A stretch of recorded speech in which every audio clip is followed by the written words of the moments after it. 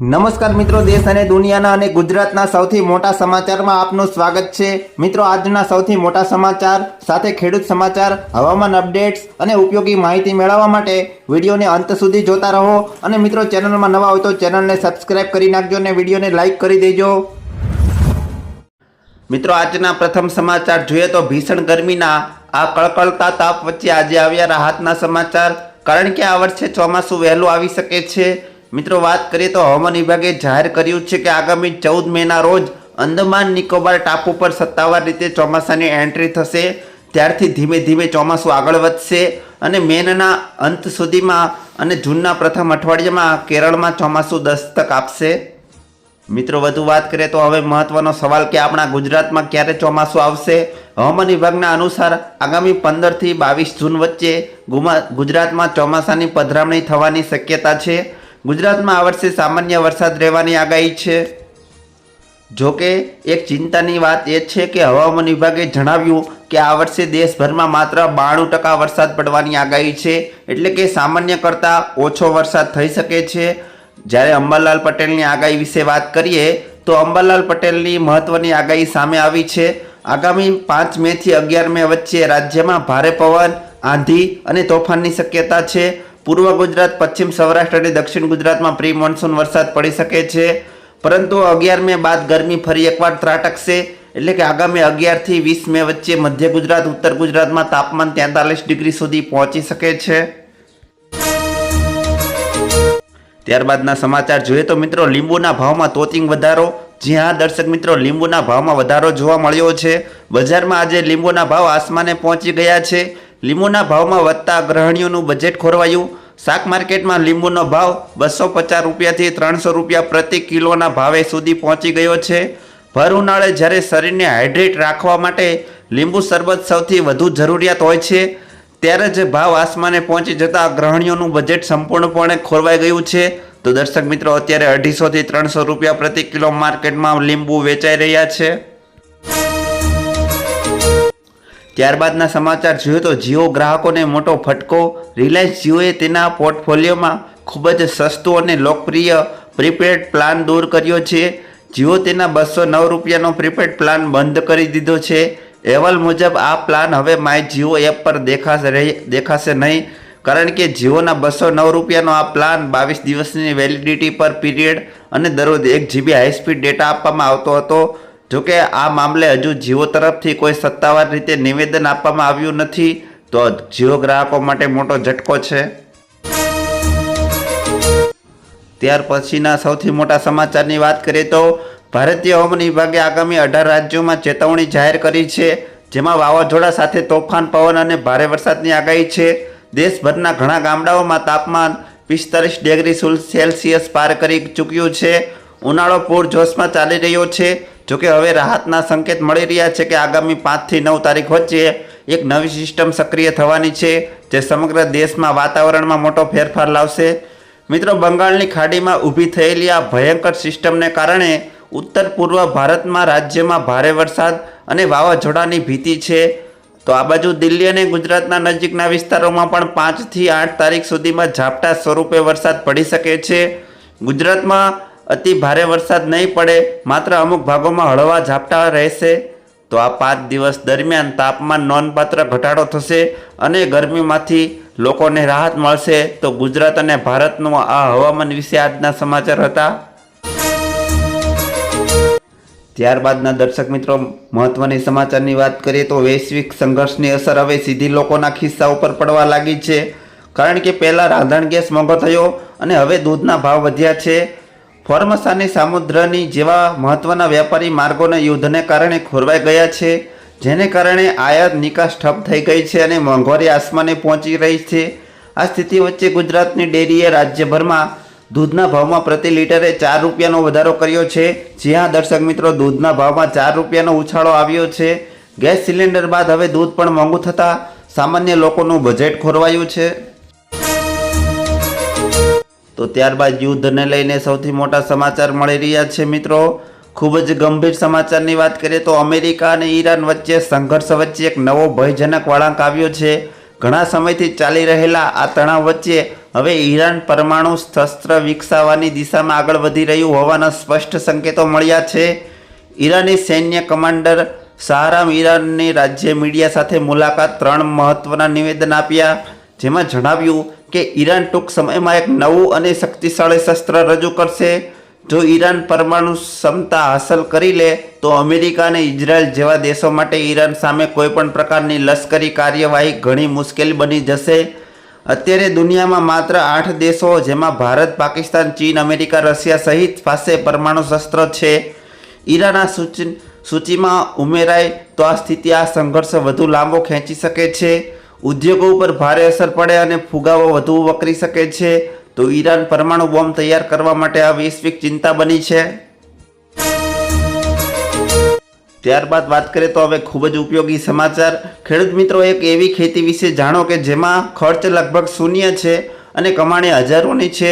જી હા દર્શક મિત્રો, ગુંદાનું જે વૃક્ષ ખેતર કોઈ પણ ખૂણામાં ઓછી જગ્યા પર ઉગાડી શકાય છે. એકવાર રોપ્યા પછી આ ઝાડ આપોઆપ વૃદ્ધિ પામે છે અને નિયમિત રીતે પાક આપવા લાગે છે. બજારમાં અત્યારે 20 કિલો એટલે કે 1 મણ ગુંદાનો ભાવ 1200 રૂપિયાથી લઈને 1300 રૂપિયા ઊંચા ભાવ ચાલી રહ્યા છે. આ ખેતી કરતા ખેડૂતો ઓછા હોવાથી બજારમાં ગુંદાની માંગ સતત ઊંચી રહે છે. ખેડૂતો આ ખેતી મુખ્ય ખેતી સાથે સાઇડ બિઝનેસ તરીકે પણ અપનાવી શકે છે અને ઘરે બેઠા ઉત્તમ કમાણી કરી શકે છે. તો ખેડૂતો માટે ગુંદાની ખેતી છે તે ઓછી મહેનત અને સારી કમાણી થાય છે.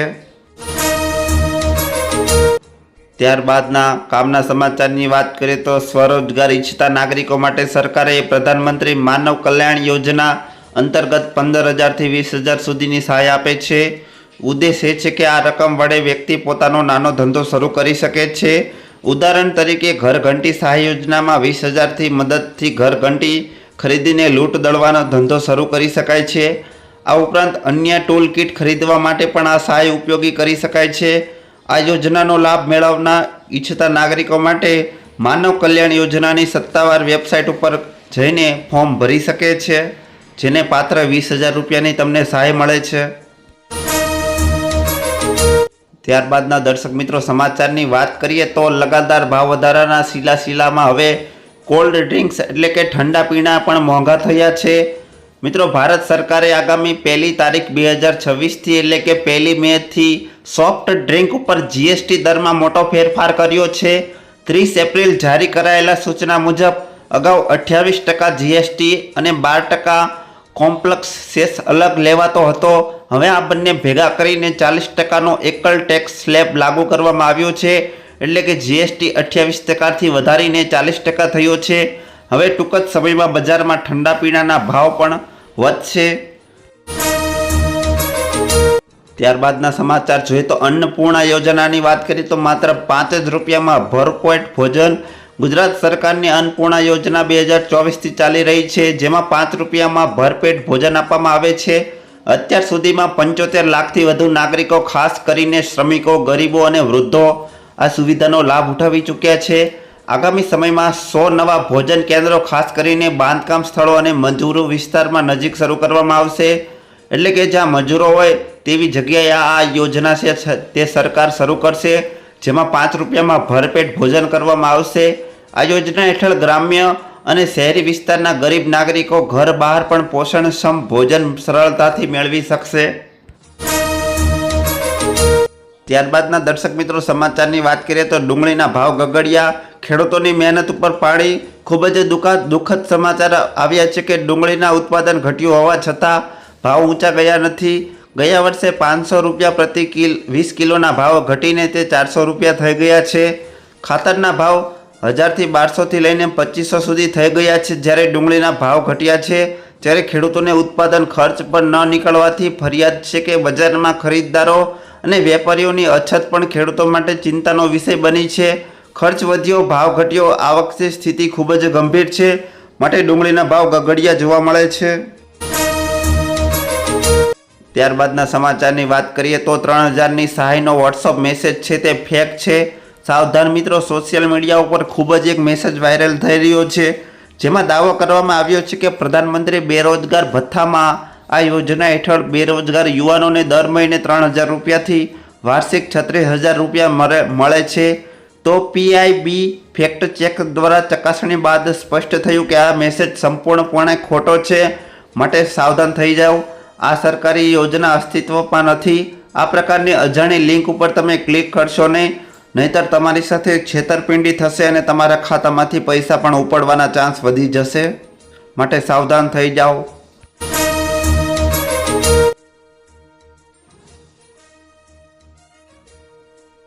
ત્યારબાદના મિત્રો સમાચાર જોઈએ તો અંબાલાલ પટેલની ગુજરાતના હવામાન અંગે મહત્વની આગાહી કરી છે. તેમના મતે રાજ્યમાં ફરી એકવાર માવઠું થવાની સંભાવના છે. 5 થી 7 મે દરમિયાન હવામાનમાં પલટો આવી શકે છે, જેની સ્થિતિ તમે આજથી જોઈ શકો છો, જેના કારણે ખેડૂતોમાં ચિંતા વધી છે. મે મહિનામાં 15 તારીખથી 20 તારીખ સુધી પણ આ માવઠું પડી શકે છે તેવી અંબાલાલ પટેલે આગાહી કરી છે. તો મિત્રો, અંબાલાલ પટેલની આગાહી અનુસાર 11 મે પછી રાજ્યમાં ગરમીનું પ્રમાણ વધશે. આ ઉપરાંત આગામી 3 થી 7 મે થી અને 8 થી 12 મે અને 16 મે પછી પશ્ચિમ વિક્ષેપ ગુજરાતના હવામાનને અસર કરી શકે છે. તો મે મહિનામાં 15 થી 23 તારીખ સુધીમાં આંધી વંટોળ સાથે પ્રી મોન્સૂન વરસાદ થવાની શક્યતા રહેલી છે. એટલે કે આગામી 11 થી 12 મે સુધી ગરમી પડ્યા બાદ 12 મે પછી બંગાળના ઉપસાગરોમાં લો પ્રેશર બનશે, જે બાદ વાવાઝોડું બનવાની સંભાવના છે. જૂનની શરૂઆતમાં વાવાઝોડાની શક્યતા વ્યક્ત કરવામાં આવી છે. અરબ સાગરમાં પણ 8 જૂનથી પવનો બદલાઈ શકે છે અને 15 જૂન પહેલાં એક ચક્રવાતની શક્યતા છે. તો અંબાલાલ પટેલના જણાવ્યા અનુસાર 25 મે આસપાસ કેરળમાં ચોમાસું બેસી શકે છે. ત્યારબાદ ચોમાસું આગળ વધશે. તો વધુ અંબાલાલ પટેલે કીધું કે હવામાન સતત બદલાવાને કારણે વાતાવરણ ભારે અનિશ્ચિત જોવા મળી શકે છે.